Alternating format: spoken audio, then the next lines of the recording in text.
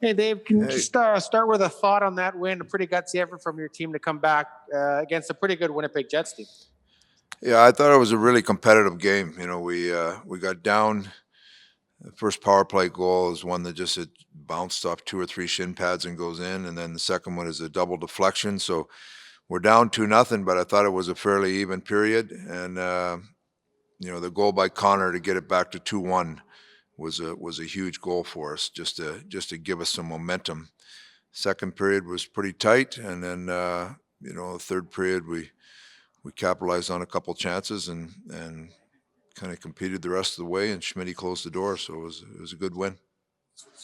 Mike Smith made some big saves there to keep it from getting to 3-1. I guess how Yeah. big is that to just have the one goal deficit going into the third? Well, you're looking for timely saves. Your goaltender can make saves, but it's timely saves that seem to matter the most in the game. So those are ones that came at the right time and allowed us the opportunity to come back in the game. So that's what Schmitty's played very well for us all year. He's made big saves. He gives our team some juice. So he played very well tonight and was a big part of the win.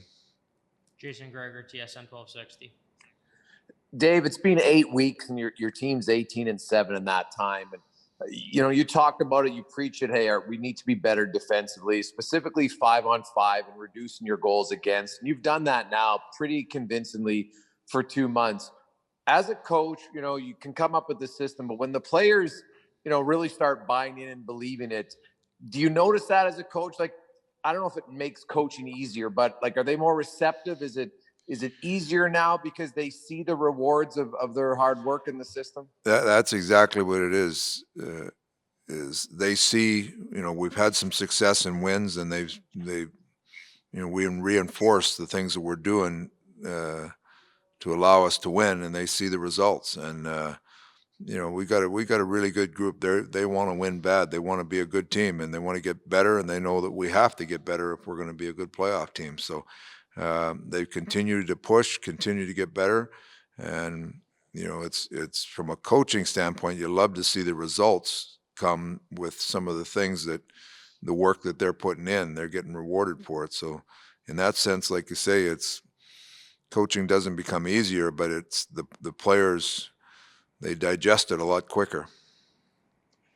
Jim Matheson. On any team, usually, your best players have to be your leaders. Maybe not every night, but for the majority. And definitely McDavid and Draisaitl have been that for many years. But Darnell Nurse this season, Dave, has like every part of his game, defensively, offensively, he's got 10 goals now, and he scored like goal scorers goals. Have we maybe underappreciated just how important he's been to your team this year? He's played like a legit number one D-man. No, he's been very, very good, and especially, this year coming in, he knew that there was extra pressure on him with Clef being out, and he's stepped up, and not just his play. He's played very, very well, but his leadership.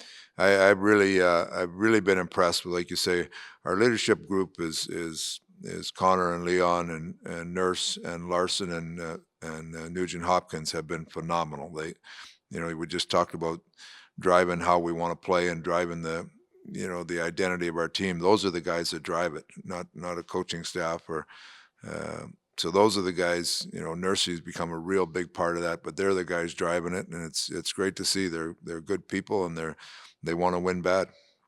Jim Matheson, Post Media. Dave, you mentioned Mike Smith earlier. A couple of great saves in the second period, as he joked on TV. He was in the highlight reel, but usually that's because he's out of position. So that glove save and then those save with half a second left in the second period kind of kept you from falling 2 goals down. Very big saves. I said all along, Smitty's one of the best athletes I've ever coached, and you saw it on display there tonight. He's I just mentioned it. He makes timely saves. I've seen him play like this for a long time, and he's in a groove. He's playing very well, and he's a big part of our team. And he's 39 years old, but obviously the calendar doesn't matter with Mike. He's playing like he's 29.